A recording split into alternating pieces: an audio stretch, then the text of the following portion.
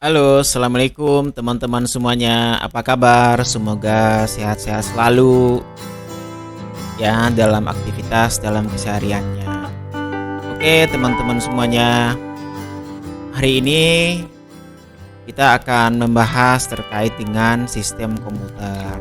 Nah, kira-kira komputer itu apa?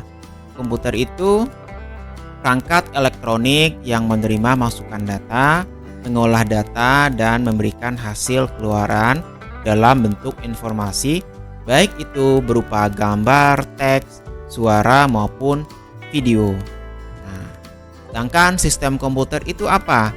Nah, sistem komputer itu ada 3 bagian. Yang pertama ada perangkat keras, yang kedua ada perangkat lunak, dan ketiga ada pengguna. Nah, kira-kira perangkat keras itu apa? Perangkat keras itu adalah komponen fisik pada komputer yang dapat disentuh, dilihat ataupun dipindah. Seperti contohnya perangkat keras itu adalah seperti mouse, hard disk, prosesor, RAM, printer, scanner, dan lain-lain. Nah, itu adalah bagian dari perangkat keras. Nah, bagaimana dengan perangkat lunak? Perangkat lunak itu beda dengan perangkat keras. Kalau perangkat lunak tidak terlihat secara fisik, tetapi berfungsi dan dapat dioperasikan oleh pengguna melalui antarmuka yang disediakan. Karena perangkat lunak ini atau software itu bagian dari kode-kode program yang dibuat menggunakan bahasa pemrograman. Nah, contohnya apa? Bagian perangkat lunak adalah aplikasi yang sering kalian gunakan di handphonenya ataupun di komputernya seperti Windows ya, ataupun aplikasi software Microsoft Word ya, ataupun Excel, PowerPoint, aplikasi perkantoran dan lain-lain. Nah, itu adalah bagian dari perangkat lunak.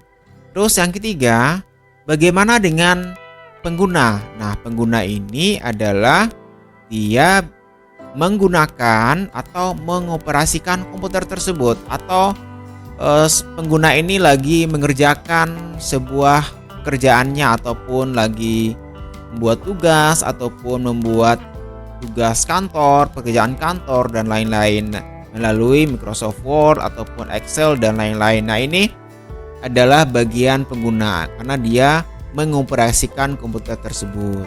Nah, kali ini kita akan membahas multitasking.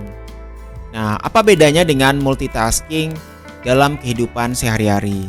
Misalkan multitasking itu teman-teman semuanya bisa mengerjakan dalam beberapa hal dalam satu kali pekerjaan. Misalkan teman-teman sedang belajar sambil mendengarkan lagu, ataupun ada yang tidak bisa belajar sambil mendengarkan lagu atau bermain game, mengerjakan suatu pekerjaan sambil merajut ataupun nonton TV, bahkan sesekali menengok HP ataupun sambil menyapu. Teman-teman mendengarkan musik sambil bernyanyi. Nah, itu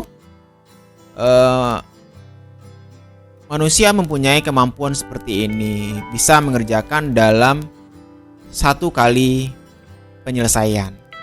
Nah, sebuah komputer melakukan multitasking misalnya saat penggunanya sedang menjalankan aplikasi pengolahan kata, aplikasi pengolahan lembar kerja, aplikasi presentasi, dan aplikasi Paint untuk menggambar. Nah, tiba-tiba pengguna memindahkan sepotong teks dari satu aplikasi ke lainnya lewat clipboard, yang sebetulnya juga sebuah aplikasi. Terus tiba-tiba jam yang tertulis di pojok layar juga sedang bekerja. Jika sedang terhubung ke jaringan, tiba-tiba emailnya masuk ataupun ada pesan dari teman melalui WhatsApp di komputernya, menampilkan pesan, dan pada saat itu komputer dan sistem operasi yang kita jalankan sangat sibuk. Jika spesifikasi komputernya rendah ataupun kecil, ataupun prosesornya kecil, ataupun RAM-nya kecil, bisa memperlambat pekerjaan pengguna.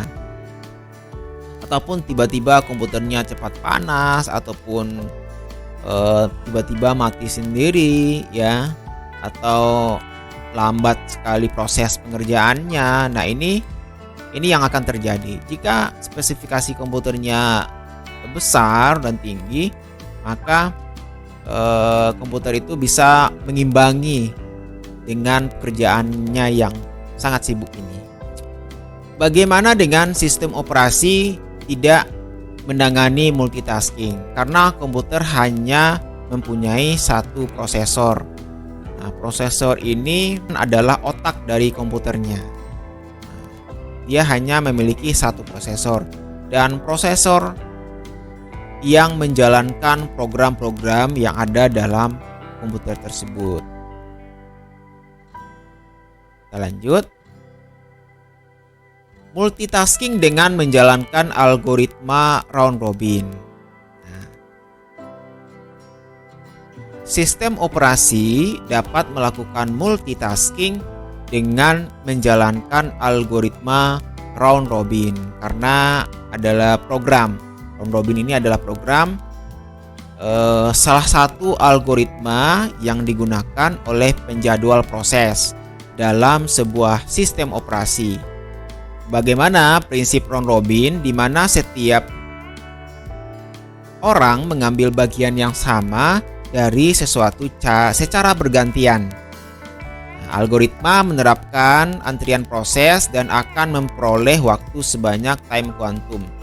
Jadi algoritma round robin ini ada waktu kedatangannya, ada waktu antriannya, ada waktu prosesnya, dan ada waktu penyelesaiannya. Jika sudah selesai, maka tidak bisa diulang kembali. Nah, jika masih dalam waktu datang ataupun masih waktu dalam antrian, itu masih bisa diproses sampai selesai. Nah, coba kita lihat di sini. Misalnya jika slot waktu ialah 100 milidetik dan job 1 membutuhkan total waktu 200 milisecond untuk menyelesaikannya. Penjadwalan round robin akan menangguhkan pekerjaan setelah 100 milisecond dan memberikan waktu pada pekerjaan lain di CPU. Jadi secara bergantian ya, ada yang datang, antri dan proses. Setelah pekerjaan lain memiliki bagian yang sama, masing-masing 100 milisecond, job 1 akan mendapatkan alokasi waktu CPU lain dan siklus akan berulang sampai selesai. Proses ini berlanjut hingga pekerjaan selesai dan tidak membutuhkan waktu lagi di CPU. Jadi kalau sudah benar-benar selesai, itu tidak bisa berulang lagi. Tapi kalau masih dalam waktu proses dan antrian, itu masih bisa berlanjut sampai selesai. Di sini job 1 membutuhkan 200 milisecond untuk dapat diselesaikan dengan slot 100 milisecond.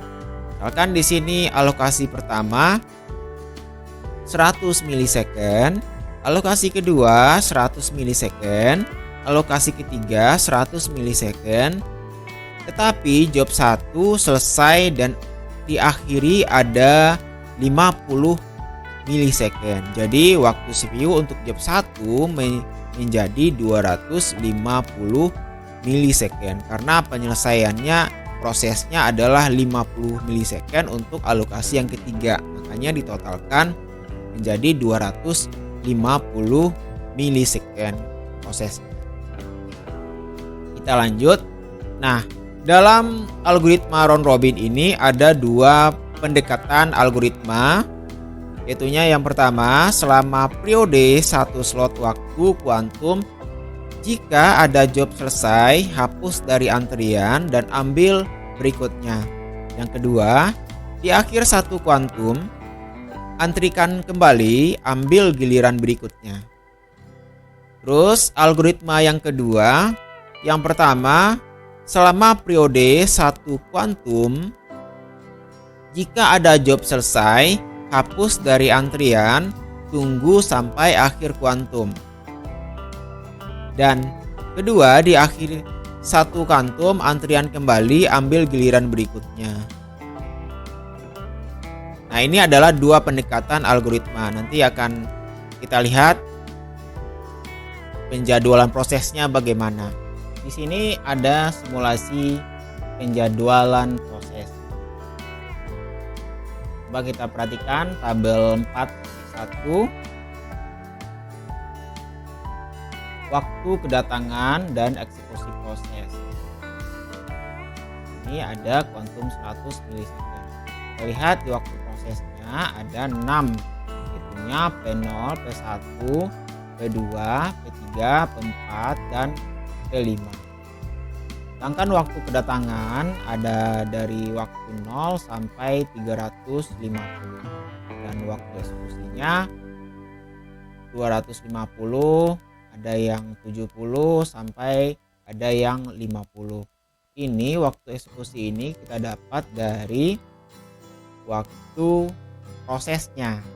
Jadi kita jumlahkan menjadi waktu total dari waktu proses atau waktu eksekusinya. Baik, coba kita lihat di sebelah kanan, yaitunya simulasi penjadwalan proses. Di sini ada waktu sampai penyelesaiannya hingga 770. Dan di sebelah kanannya ada waktu antrian, ada selesai, ada deskripsi kejadiannya. Coba kita perhatikan waktu kedatangan 0, yang datang adalah P0. Ini prosesnya P0, waktu datangnya adalah 0. Jadi kita tuliskan di sini adalah P0-nya datang lalu diproses. Pada waktu 50, P1-nya datang. Waktu 50, P1-nya datang, dan P0 karena belum selesai, kita lanjutkan. Di sini P1-nya datang, masuk dalam antrian. Dalam artian P0-nya ini masih kita katakan diproses. Selanjutnya waktu kedatangan 100, P1-nya diproses. Jadi bergantian dengan P0. P1-nya diproses, P0-nya diantrikan kembali. Karena tidak ada yang datang di waktu 100. Kenapa P1-nya diproses? Kenapa tidak P0 saja yang diproses? Mungkin ada yang bertanya seperti itu. Kalau P0-nya masih kita proses sampai angka 100, bisa saja. Maka nantinya waktu eksekusinya akan lebih dari 250 karena di sini adalah 250 waktu prosesnya. Tapi kalau kita lanjutkan P0-nya sampai diproses hingga angka 100 ini, maka waktu eksekusinya akan lebih dari 250 nantinya. Ya, jadi bisa saja. Dan di sini kita masukkan prosesnya adalah P1 dan P0-nya diantrikan kembali. Lanjut di angka waktu 120, ternyata ada yang datang adalah P2. Di sini P2 datang, P1-nya kita masih proses dan P0-nya kita antrikan. Di sini P2 datang, masuk dalam antrian. Dalam artian P1-nya masih diproses, P0-nya masih dalam antrian. Di angka 170 ternyata ada yang datang, yaitunya P3. Nah, di sini dalam artian P3-nya datang, P1-nya masih dalam proses, P0-nya diantrikan, P2-nya diantrikan kembali, lalu P3-nya datang. Nah, di angka 200 ternyata ada yang datang, yaitunya P4. Di sini P4-nya datang, lalu kita tukar, P1-nya diantrikan kembali. Ya, P1-nya diantrikan kembali, jadi P0-nya kita proses, kita tarik ke bawah, P0-nya diproses, lalu P2-nya diantrikan, P3-nya diantrikan, P1-nya kita antrikan di sini, lalu P4-nya datang. Di waktu angka 300, P2-nya diproses. Ya, diproses, lalu P0-nya diantrikan kembali. Jadi P2 diproses, P3-nya diantrikan, P1-nya diantrikan, P4-nya diantrikan, lalu P0-nya diantrikan kembali. Jadi belum selesai ya teman-teman. Nah, pastikan waktu prosesnya ada yang datang, pastikan ditempatkan di sebelah kanan untuk yang datang. Tapi kalau ditempatkan di sebelah kiri, berarti salah ya. Tempatnya di sebelah kanan.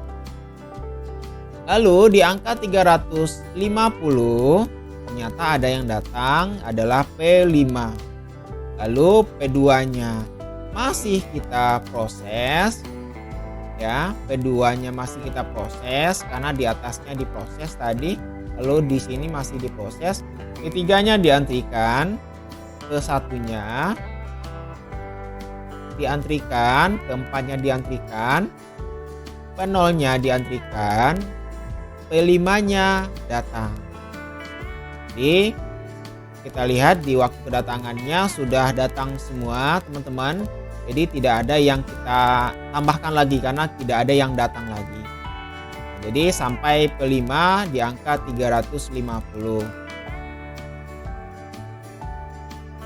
Nah, selanjutnya waktunya penyelesaian ya, waktu proses dan waktu penyelesaian. Pastikan pada saat penyelesaian pastikan diproses dulu ya. Angka-angkanya diproses dulu baru diselesaikan. Jadi jangan sampai pada saat diantrikan lalu diselesaikan, itu tidak bisa. Tapi kalau waktu proses itu bisa diselesaikan karena sudah menyelesaikan tugasnya. Nah, di angka 370 P3-nya diproses ya. Jadi P2-nya sudah selesai karena tadi di angka 350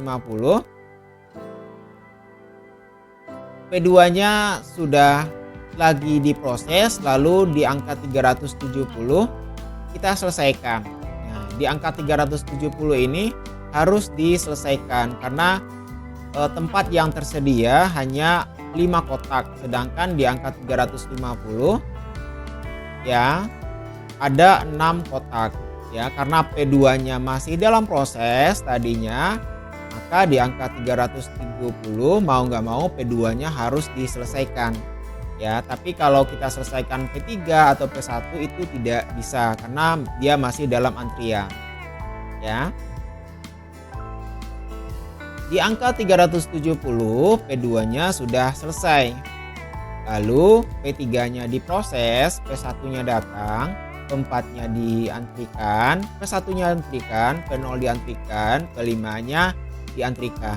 Karena P3-nya masih proses, maka di angka 470 P3-nya diselesaikan, lalu P1-nya diproses. Lalu selebihnya P4, P0, P5 diantrikan, dan di waktu 540 P1-nya diselesaikan. Karena sudah diproses, sudah selesai pengerjaannya, kita selesaikan di angka 540. Lanjut, P4-nya diproses, P0-nya diantrikan, P5-nya diantrikan, dan di waktu 640 P4-nya belum kita selesaikan. Ini kita antrikan kembali. Ya, perlu teman-teman pahami kenapa tidak diselesaikan P4, karena di angka 640 kotak yang tersedia di dalam antrian itu adalah 3 sama dengan 540. Maka mau nggak mau P4-nya harus diantrikan kembali, jangan diselesaikan. Maka kalau kita selesaikan, kotak yang tersedia akan kosong, salah satunya itu tidak bisa. Ya, jadi P4-nya kita antrikan kembali. Tetapi kalau P4-nya masih mau diproses di angka 640 itu masih bisa ya, dan diselesaikan di angka 650. Tapi waktu eksekusinya akan lebih dari 130 karena diproses lagi, itu akan dihitung. Ya, waktu eksekusinya akan lebih di atas 130 jika P4-nya kita proses di angka 500 dan 640 ya. Cukup paham ya teman-teman. Jadi di angka 640 kita antrikan kembali, dan di angka 690 P0-nya kita selesaikan karena tadi diproses lalu diselesaikan ke 0. P5-nya di angka 660, P5-nya kita antrikan, diproses, P4-nya diantrikan, lalu diangkat waktu 740, P5-nya selesai, P4-nya diproses dan diselesaikan P4-nya sampai angka 770. Lalu bagaimana cara menghitung waktu prosesnya? Coba kita lihat. Nah, di sini ada proses dan pemakaian CPU-nya. Tadi dari penjadwalan proses, warnanya sudah kita bedakan, ada yang kuning, biru, oranye dan lain-lain. Ini coba kita lihat P0 itu dari 0 sampai 100 waktu prosesnya. Kita lihat lagi yang tadi. Nah, ini dari angka 0 sampai angka 100. Jadi batasannya dari 0 sampai 50, dari 50 sampai 100. Itu batasan prosesnya itu adalah P0. Jadi kita totalkan dari 0 sampai 100, totalnya adalah 100 untuk P0 itu prosesnya. Ya. Lalu P0 diproses di angka 200 sampai 300. Coba kita lihat di waktu prosesnya di angka 200 sampai 300. Nah, ini waktu prosesnya P0 di angka 200 sampai 300. Jadi sudah totalnya adalah 200. Selanjutnya di angka 650 ya sampai 700. 650 sampai 700. Ini perkiraannya adalah 50 ya, teman-teman. Nah, ini 640 sampai 690 ya ternyata. Jadi totalnya adalah 50, kita totalkan tadi ada 100 dan 100 dan 100, totalnya adalah 250 waktu eksekusinya, 250 milisekennya. Sudah paham ya teman-teman semuanya? Lanjut kita lihat dari P1, itunya dari 100 ke 200. Ada juga yang dari 470 sampai 540. Dan totalnya adalah P1 ini waktu eksekusinya 170. Kita lihat waktu prosesnya. Waktu prosesnya dari 100 ke 170. Berarti batasannya adalah 200. Dari 170 ke 200, totalnya adalah 100 ya. Totalnya adalah 100, dari 100 sampai ke 200, totalnya P1 ini waktu eksekusinya adalah waktu prosesnya adalah 100. Lalu kita lihat lagi di angka 470 sampai 540, totalnya adalah 70. Jadi waktu eksekusinya 170 milisecond.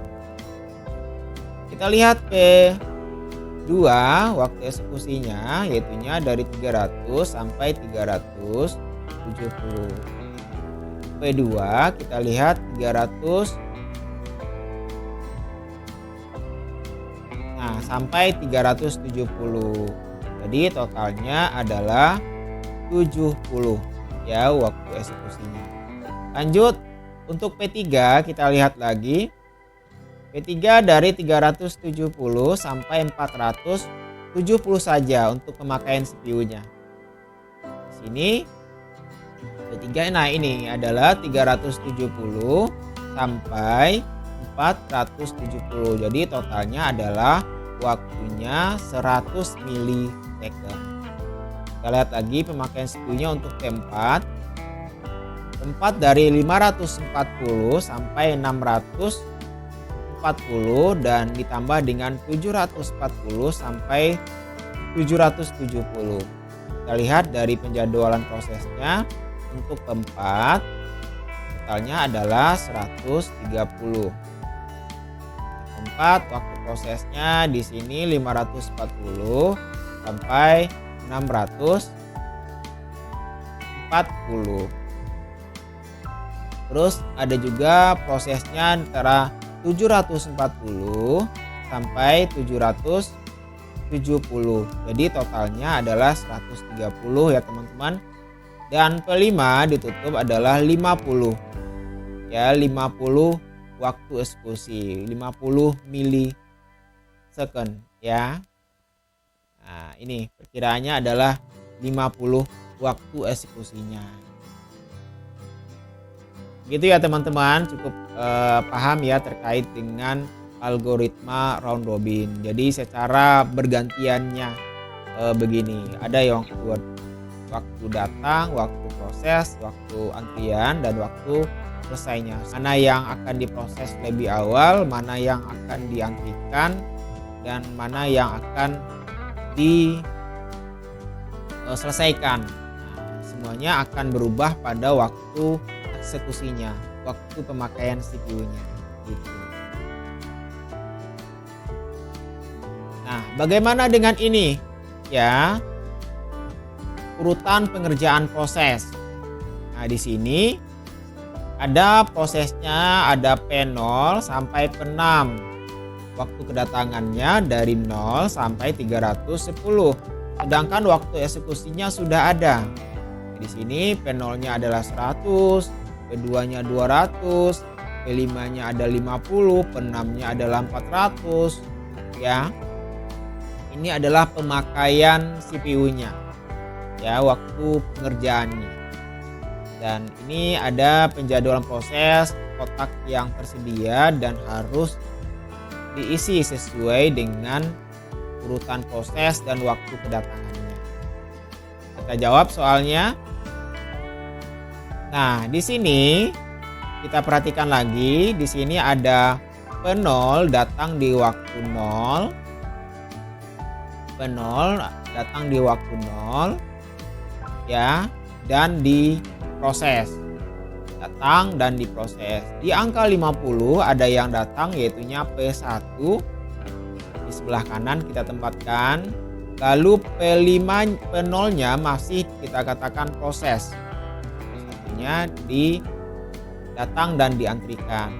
Dan di angka 100 ternyata tidak ada yang datang ya teman-teman. Ya, jadi tetap karena P0-nya masih kita proses tadinya, P0-nya masih diproses, lalu kita selesaikan di angka 100. Selesaikan di angka 100, maka yang tinggal adalah P1. Ya, maka P1 ini kita proses. Ya, P0 selesai, P1-nya nggak mau kita proses. Karena kotak yang tersedia hanya seperti ini ya, di angka 100 hanya satu kotak tersedia, maka mau nggak mau P0-nya harus kita selesaikan ya teman-teman. P1-nya kita proses. Ya, kalau tadi ini mungkin di angka 100-nya kotaknya dikurangin satu ya teman-teman. Kita lanjut di angka 125.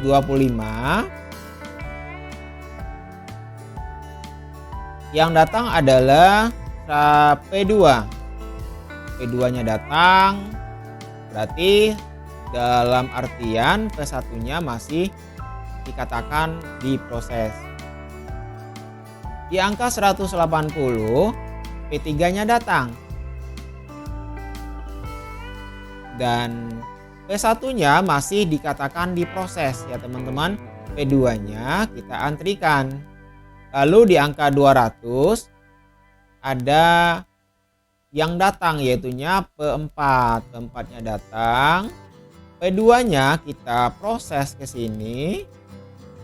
Dan P3-nya kita antrikan. Dan P1-nya kita antrikan kembali. Mungkin ada ya teman-teman bertanya lagi terkait dengan ini. Kenapa P1-nya diantrikan kembali? Kenapa tidak P1-nya tidak diproses lagi? Nah, bisa saja kalau kita proses P1-nya di sini, P2-nya di sini, P3-nya di sini, maka waktu eksekusinya akan lebih dari 160. Ya, jadi disesuaikan dengan waktu eksekusi dan soalnya teman-teman ya. Tapi kalau P1-nya bisa nggak kita selesaikan di angka 200? Jadi karena ada P4 yang datang dan kotak yang antrian yang tersedia adalah 4, jika P1-nya kita selesaikan, maka kotak yang tersedia akan ada yang kosong salah satunya teman-teman. Jadi maka dalam artian di waktu 200 P1-nya belum boleh diselesaikan. Ya. Jadi di sini P2-nya kita proses, P3-nya kita antrikan, P1-nya kita antrikan kembali dan P4-nya datang. Lanjut di angka waktu 300, P3-nya diproses, lalu P1-nya diantrikan kembali, P4-nya diantrikan, P2-nya kita antrikan di sini, lalu P5-nya datang di angka 300. Dan selanjutnya di angka 350 ternyata ada yang datang ya teman-teman, adalah P6. P1-nya kita proses ya, P3-nya kita selesaikan di angka 350. Kenapa kita selesaikan? Kalau tidak kita selesaikan P3-nya, maka tempat yang tersedia akan kurang. Ya, di mana kita tempatkan P3? Logikanya seperti itu ya teman-teman. Jadi P3-nya karena lagi diproses dan di angka 350 waktu prosesnya selesai, kita selesaikan di sini ya. Tandai P3-nya selesai. Lalu P1-nya diproses, P4-nya antrikan, P2-nya diantrikan, P5-nya diantrikan, P6-nya datang. Jadi dalam waktu kedatangan sudah selesai ya teman-teman, sampai angka 350. Nah, selanjutnya kita selesaikan semuanya ya. Kita proses, antrikan dan selesaikan. Di angka 410 P1-nya kita selesaikan, P4-nya kita proses, P2, P5, P6 diantrikan. 510 P2-nya diproses, P4-nya diselesaikan, P5-nya diantrikan, P6-nya diantrikan. Di angka 610 P2-nya diselesaikan, P5-nya diproses, P6-nya diantrikan. 670 P5-nya diselesaikan, P6-nya diproses ya teman-teman. Diproses, 770 diproses, 870 diproses, 970 diproses dan diselesaikan. Jadi ini sudah selesai semua ya teman-teman. Lalu kita lihat waktu eksekusinya bagaimana. Nah, ini waktu eksekusinya.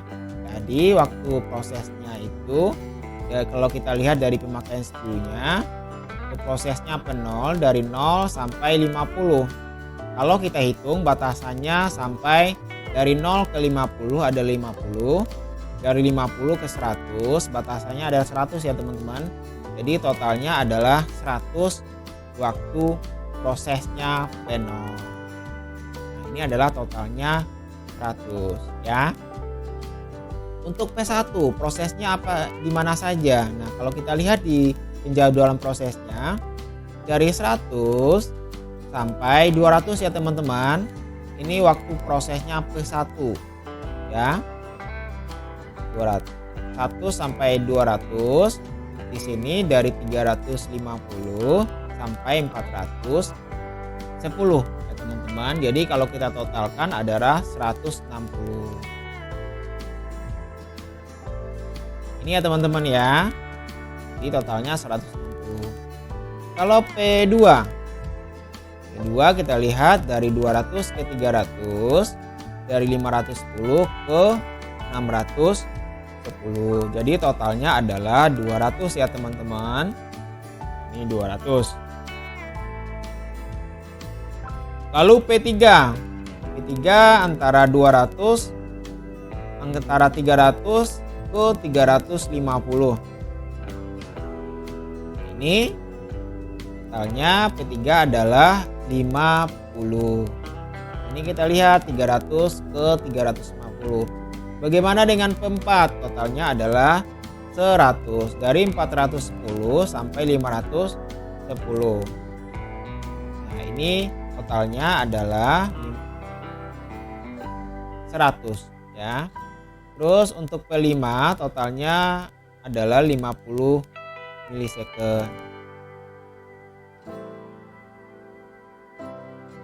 Nah, di sini kita lihat dari 610 ya, dari 610 ke 670. Nah, P6-nya, P5-nya 610 ke 670. Berarti totalnya adalah 60 ya teman-teman. Jadi bukan 50 untuk P5. Totalnya adalah 60 milisecond untuk P5 ya. Lanjut P6 totalnya adalah 400, dari 670 sampai 970 ya. Jadi totalnya batasannya adalah 400 waktu eksekusinya ya. Cukup paham ya teman-teman semuanya. Mungkin kalau ada pertanyaan ya, atau ada yang belum paham, boleh ditulis di kolom komentar yang ada di bawah ini di YouTube channel kita ya teman-teman. Cukup sekian pembahasan materi kali ini. Semoga cukup bisa dipahami dan dimengerti. Terima kasih teman-teman semuanya. Assalamualaikum warahmatullahi wabarakatuh.